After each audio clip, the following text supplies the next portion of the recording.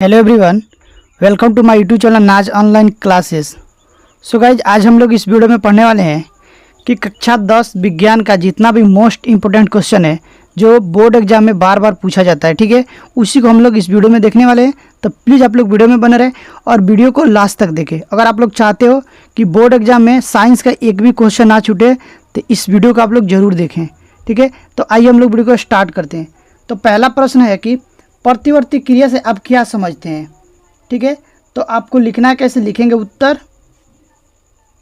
उसके बाद हम लोग हेडिंग डालेंगे प्रतिवर्ती क्रिया, ठीक है, और उसमें लिखेंगे किसी बाह्य उद्दीपन द्वारा स्वचालित होने वाली अनैच्छिक क्रियाओं को प्रतिवर्ती क्रिया कहते हैं। यह क्रिया मेरुरज्जु द्वारा नियंत्रित की जाती है।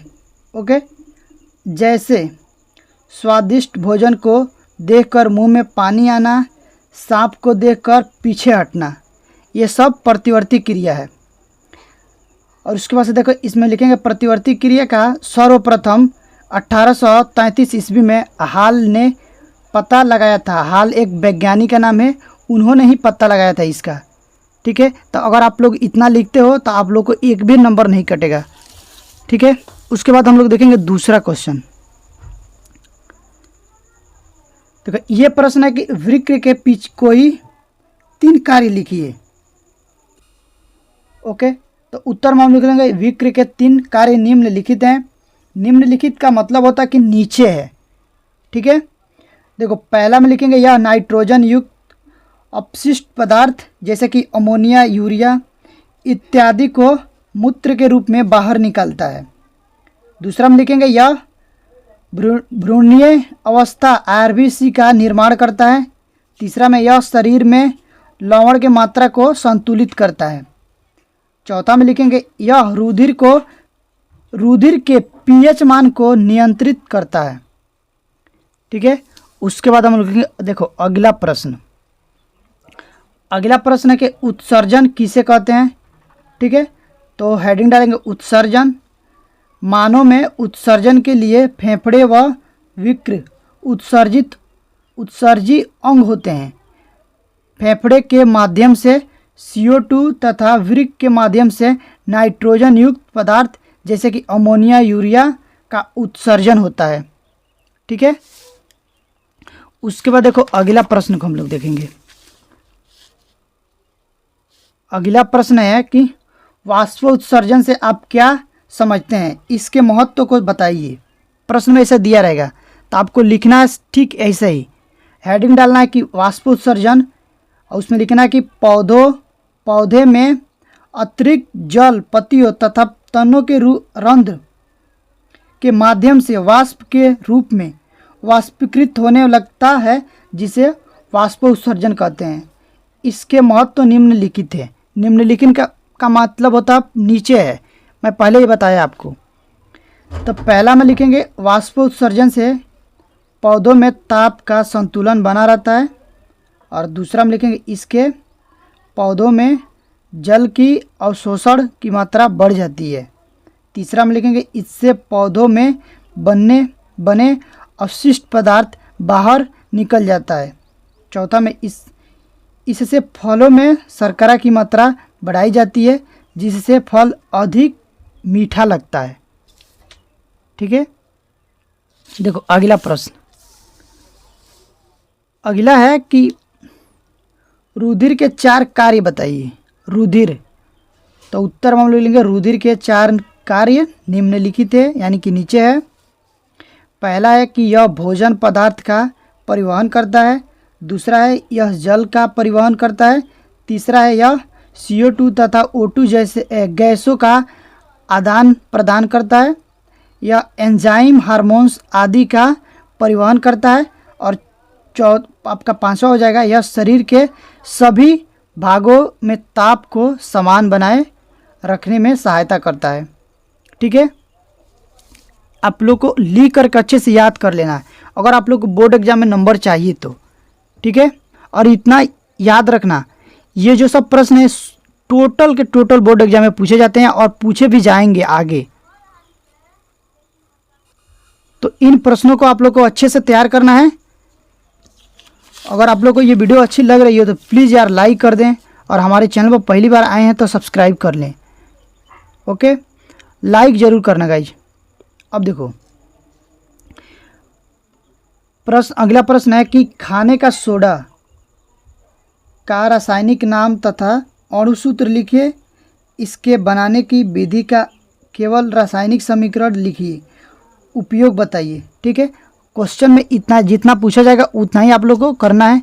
तो इसमें देखो, तो इसमें हम लोग लिखेंगे, हेडिंग डालेंगे क्या, खाने यानी कि बेकिंग सोडा का रासायनिक नाम सोडियम बाइकार्बोनेट, अणुसूत्र इसका होता है NaHCO3। बनाने की विधि में लिखेंगे सोडियम कार्बोनेट Na2CO3 के संतृप्त जलीय विलयन में कार्बन डाइऑक्साइड गैस CO2 प्रवाहित करने पर सोडियम बाइकार्बोनेट यानी कि NaHCO3 प्राप्त होता है।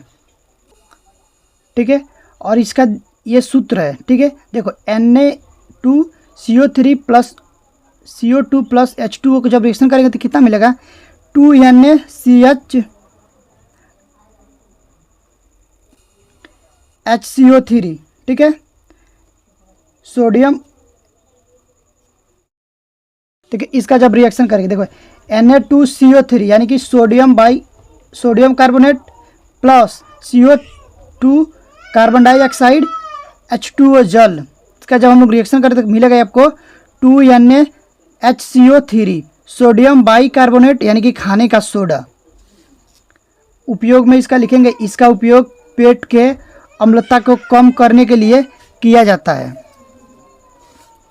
ठीक है, दूसरा में लिखेंगे इसका उपयोग बेकिंग पाउडर बनाने के लिए किया जाता है, और तीसरा में इसका उपयोग प्रयोगशाला अभिकर्मक के रूप में किया जाता है।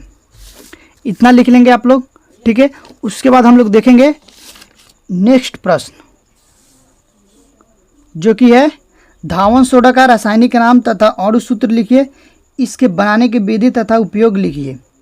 तो इसमें हम लोग लिखेंगे धोने यानी कि धावन सोडा का रासायनिक नाम सोडियम कार्बोनेट डेकाहाइड्रेट, अणुसूत्र होता है कि Na2CO3 × 10H2O।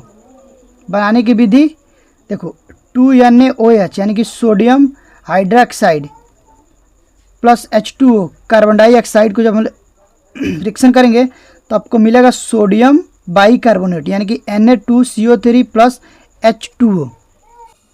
इसका उपयोग में हम लोग देखेंगे, पहला में इसका उपयोग प्रयोगशाला में अभिकर्मक के रूप में किया जाता है। दूसरा में लिखेंगे इसका उपयोग कांच, कागज तथा बारेक्स उद्योग में किया जाता है। तीसरा में लिखेंगे इसका उपयोग आग बुझाने वाले यंत्रों में किया जाता है। चौथा में इसका उपयोग जल की कठोरता दूर करने में किया जाता है।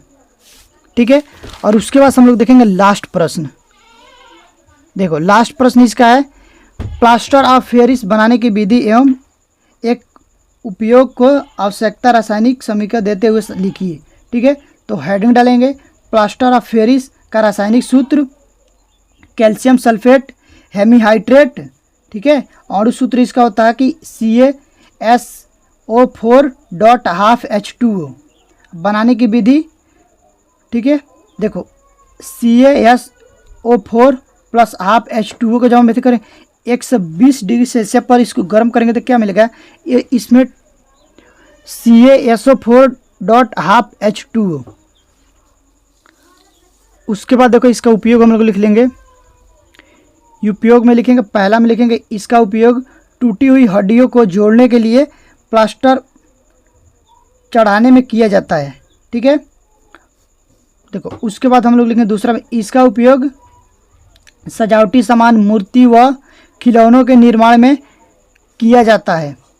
ठीक है, तीसरा में लिखेंगे इसका उपयोग दंत चिकित्सालय दीवारों में चिकना बनाने तथा उन पर अलंकार कार्य करने में भी किया जाता है। तो आज के लिए बस इतना ही, मिलते हैं इसी तरह की नेक्स्ट वीडियो में। तब तक के लिए bye, thank you for watching.